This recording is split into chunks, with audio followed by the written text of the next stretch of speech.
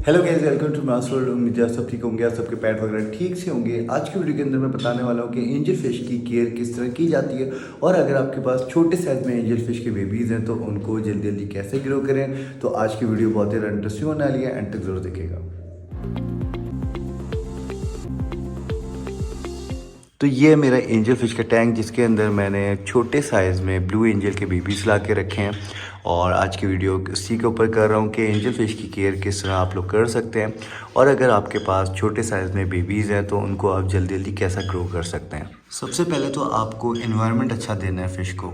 जो आपकी फ़िश है, जैसे कि एंजल फ़िश की जो इन्वायरमेंट रिक्वायरमेंट होती है, जिस तरह का उसको टैंक चाहिए होता है, अगर आप उसको वो टैंक प्रॉपर देते हैं तो आपकी फ़िश डेफिनेटली ग्रो होगी। लेकिन दो और चीज़ें हैं जिसका आपको बहुत ज़्यादा ध्यान रखना है, जैसे कि डाइट बहुत ही इम्पॉर्टेंट रोल अदा करती है। अगर आप फ़िश को अपने पास जल्दी जल्दी ग्रो करना चाहते हैं, उसको अपने पास काफ़ी टाइम के लिए रखना चाहते हैं, तो डाइट बहुत ही ज़्यादा इम्पॉर्टेंट है। और डाइट के साथ साथ जो इम्पोर्टेंट है वो है वाटर पैरामीटर।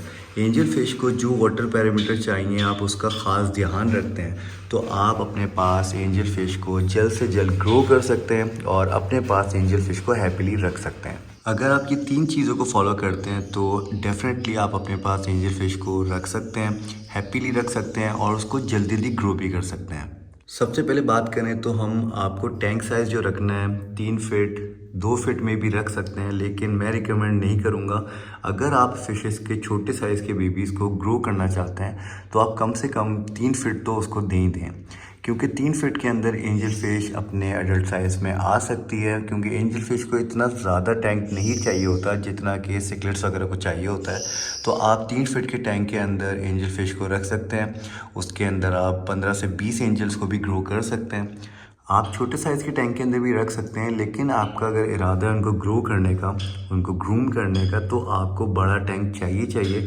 और 3 फीट का टैंक जो है वो आइडियल है, जो कि ये वाला टैंक भी जो है मेरा, ये इसका जो साइज़ है ये 3 फीट का ही है।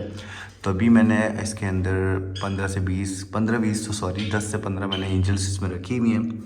और अब माशाल्लाह से ये सेट हो चुकी हैं, क्योंकि शुरू में ये थोड़ा स्ट्रेस में आ गई थी, लेकिन माशाल्लाह से अब सारी की सारी हेल्दी एक्टिव हैं। और अब मैंने इनकी ग्रूमिंग स्टार्ट कर दी है, इनको ग्रो करना स्टार्ट कर दिया है। जो कि मैं चीज़ें आप लोगों को बता रहा हूँ वो चीज़ें मैं ख़ुद भी फॉलो करने वाला हूँ और इससे पहले भी मैं ये चीज़ें फॉलो करता आ रहा हूँ। इससे पहले मेरे पास एंजल बहुत ज़्यादा जंबो साइज़ में हो गई थी तो मैंने वो सेल कर दी थी, लेकिन अब मुझे दोबारा ये ब्लू एंजल मार्केट में नज़र आई तो ये मैंने फ़ौरन ख़रीद ली, क्योंकि ब्लू एंजल जो होती है ना थोड़ी सी रेयर होती है। बाकी टैंक का तो मैंने आप लोगों को बता दिया। अब बात करते हैं टेम्परेचर की। अगर आप 28 से लेकर 24 तक टेम्परेचर मेंटेन कर सकते हैं, अगर सर्दियां तो आप हीटर लगा लें और हीटर को 28 पे करके सेट कर दें, तो ये एंजल फिश के लिए बहुत ही ज़्यादा आइडियल होता है। क्योंकि फ़िश का जब टेम्परेचर वगैरह उसके हिसाब से होगा तो आपके फ़िश स्ट्रेस फ्री होगी, अच्छी तरह खाएगी, उसका हाजमा बहुत अच्छा हो जाएगा। और जब इस तरह की चीज़ें होंगी तो आपकी फ़िश ऑटोमेटिकली जल्दी जल्दी ग्रो होगी। और बाकी इसके वाटर पैरामीटर की बात करें तो भाई 6.5 से लेके 7.5 तक पीएच इसके लिए आइडियल है। और ये सॉफ्ट वाटर प्रेफर करती हैं, ये हार्ड वाटर के अंदर कंफर्टेबली नहीं रहती हैं। कुछ एंजल्स रह लेती हैं हार्ड वाटर के अंदर, लेकिन अगर आप सॉफ्ट पानी रखते हैं, जैसे कि सॉफ्ट वाटर का मकसद ऐसा होता है जैसे कि आलमंड लीफ वाला पानी जो होता है, आप अपने पानी को उससे भी सॉफ्ट कर सकते हैं। तो एंजल फिश के लिए सॉफ्ट वाटर हाईली रिकमेंड है, क्योंकि एंजल फिश को पसंद भी वही है। क्योंकि आज की वीडियो के अंदर मैं आप लोगों को यही बता रहा हूँ कि एंजल फिश को किस तरह आप ग्रो कर सकते हैं। तो ये सारी चीज़ें आप फॉलो करेंगे, जैसे कि टेम्परेचर मैंने आपको बता दिया, टैंक साइज़ बता दिया मैंने आपको, पीएच बता दिया, और इसका पानी अगर आप सॉफ्ट रखते हैं तो वो एंजल फिश के लिए बेस्ट है। बाकी फ़िल्ट्रेशन की बात करें तो स्पंज फ़िल्टर इसके लिए आइडियल है एंजल फ़िश के लिए, क्योंकि ये एंजल फ़िश जो है ये स्लो स्विम करना पसंद करती है। पानी इसका स्टिल रहे तो ये उसमें ज़्यादा कंफर्टेबल रहती है, तभी स्पंज फ़िल्टर इस टैंक के लिए आइडियल है। क्योंकि अगर आप पावर हेड वगैरह लगाते हैं तो वो बहुत ही तेज़ कर देता है पानी के फ़्लो को और सक करता है। दरअसल वो नीचे से सारी गंदगी सक करता है, पानी सक करता है, उसको बहुत प्रेशर से फेंकता है, तो वो एंजल फिश को बिल्कुल पसंद नहीं है। और अगर आप पावर हेड वगैरह फ़िल्टर लगा देते हैं तो एंजल फिश स्ट्रेस में आ जाती है, और जब वो स्ट्रेस में आ जाती है, अगर वो लकीली सर्वाइव भी कर जाती है, लेकिन वो ग्रो नहीं होती।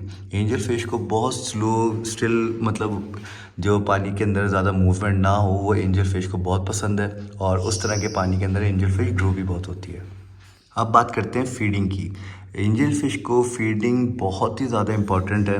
अगर आप एंजल फ़िश को जल्दी जल्दी ग्रो करना चाहते हैं, आप इसको हाई ग्रेड भी खिला सकते हैं, इसको डेली बेसिस पे आप हाई ग्रेड फीड कराएं, लेकिन उसके साथ साथ आपको बहुत ही कोई हाई क्वालिटी पैलेट खिलाने होंगे, जैसे कि टेट्राबिट्स हो गए, और उसके साथ साथ आपको लाइव फीडिंग भी करानी होगी अगर आप एंजल फ़िश को बेहतरीन तौर पे ग्रो करना चाहते हैं, तेज़ी से ग्रो करना चाहते हैं। अगर आप सिर्फ और सिर्फ पैलेट्स भी देते रहेंगे तो आपकी फिश उसमें भी ग्रो होगी, लेकिन उस तरह ग्रोथ तेज़ी से ग्रो नहीं होगी।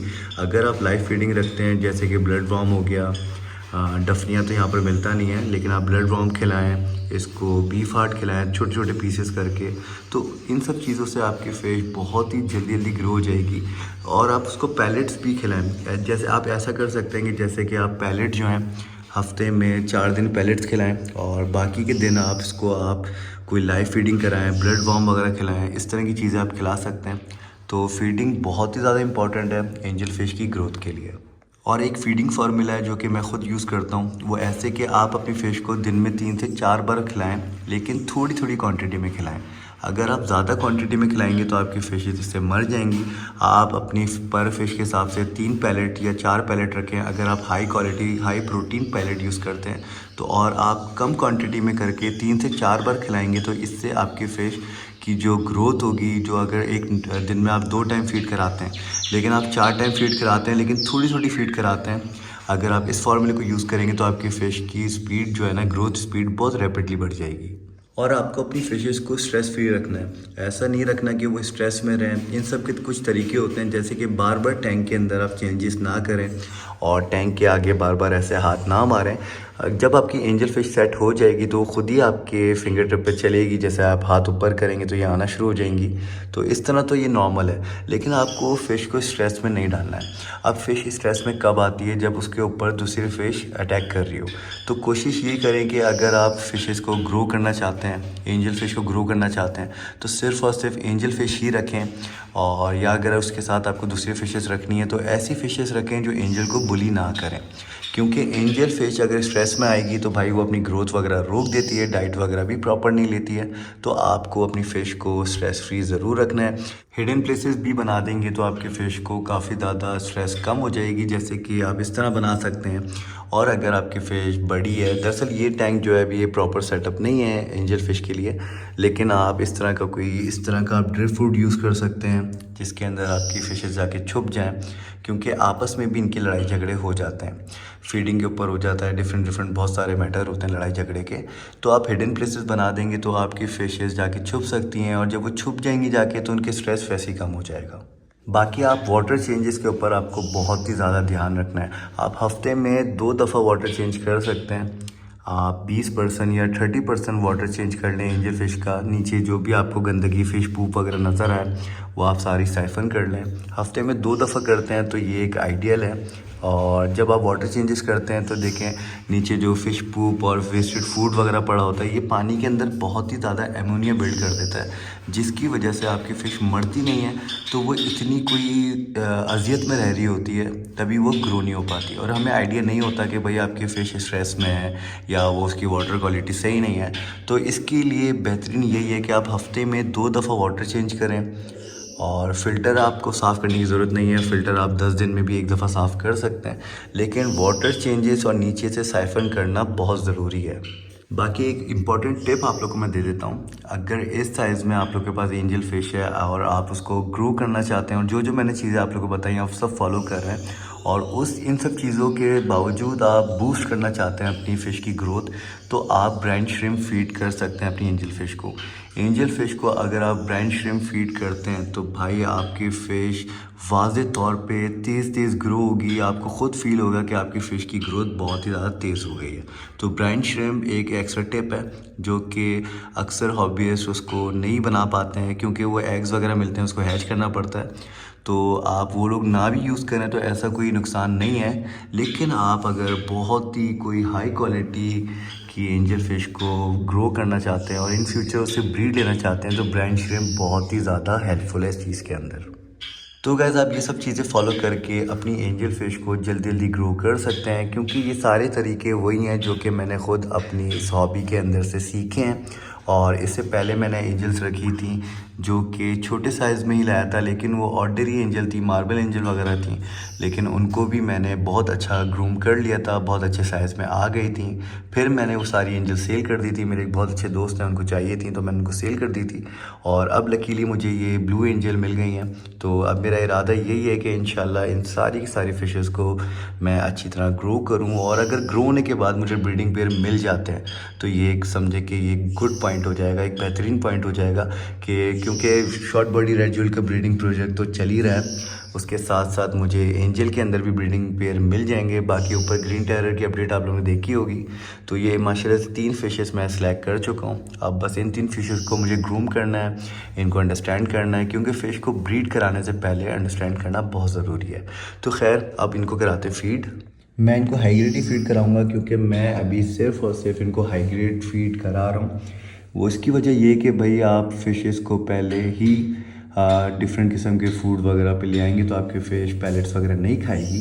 तो आप शुरू में हाई ग्रेड पे अपनी फ़िशेस को रखें और थोड़े टाइम के बाद जब आपको उनको लगभग 1 महीना हो जाए या 15 दिन भी हो जाए तो उसके बाद जाके आप इनको ब्लड वॉर्म और इनकी फीडिंग स्टार्ट कर सकते हैं, जो कि इनको ग्रो करने में बहुत ही ज़्यादा हेल्पफुल होगी।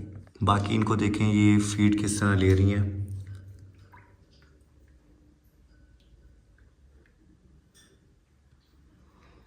ये सारी की सारी एंजल्स ने फीडिंग वगैरह करना स्टार्ट कर दी है, क्योंकि इन्होंने एक दिन लगाया था मेरे पास। दरअसल मैं ऐसे ही करता हूँ, जो सेंसिटिव फ़िश होती है ना उसको जब मैं लेके आता हूँ तो मैं उसको 1 से 2 दिन तक फीड देता ही नहीं हूँ, उसको पहले एडजस्ट होने के लिए छोड़ देता हूँ। और जब वो एडजस्ट हो जाती है तो उसको मैं लगभग 15 दिन तक पैलेट्स ही खिलाता हूँ और 15 दिन के बाद जाके मैं उसको लाइव फीडिंग वगैरह शुरू करता हूँ। जैसे कि कभी कभार ब्लड वॉर्म्स भी खिला देता हूँ, बीफ हार्ट खिला देता हूँ। और अगर कोई बड़ी फ़िश है जैसे कि ऑस्कर वगैरह हो गई, मॉन्स्टर फ़िशेस हो गई, तो इनको तो मैं लाइव फ़िशेस खिला देता हूँ। लेकिन एंजल फ़िश वैसे ही बहुत छोटी सी होती है तो उसको आप ब्रेन श्रिम्प भी खिला सकते हैं, ब्लड वॉर्म भी खिला सकते हैं और हाई क्वालिटी के पैलेट्स भी खिला सकते हैं। तो गैस ये थी आज की वीडियो जिसके अंदर मैंने आप लोग को एंजल फ़िश की केयर और ग्रोथ के कुछ टिप्स दिए हैं, और ये वीडियो आप अपने दोस्तों के साथ शेयर ज़रूर करेगा। और आज की वीडियो आप लोग को अच्छी लगी है तो लाइक शेयर कमेंट सब्सक्राइब करना मत भूलेगा। मिलते हैं नेक्स्ट वीडियो में, टिल देन अल्लाह हाफ़िज़।